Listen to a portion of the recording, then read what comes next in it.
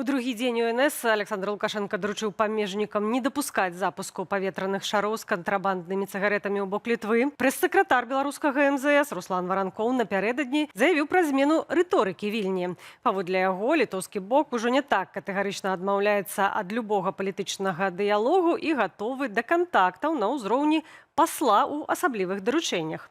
Ці сапраўды паміж Беларусію і Літвою магчымы кантакт, мы спыталі ў намесніка старшыні камітэту замежных справаў Сейму Литвы Жигимантаса Павелёниса. Для нас официальный Минск – это Светлана Тихановская. Мы не признаем и не будем признавать эту нелегитимную хунту, которая там сидит с поддержкой Путина. Для нас это одно зло, уже гибридным способом агрессивно действует в Литве, внутри страны. Мы этого никогда не простим, как и очень многих других преступлений, которые Лукашенко сделал за 30 лет. Так что он может думать там, что хочет.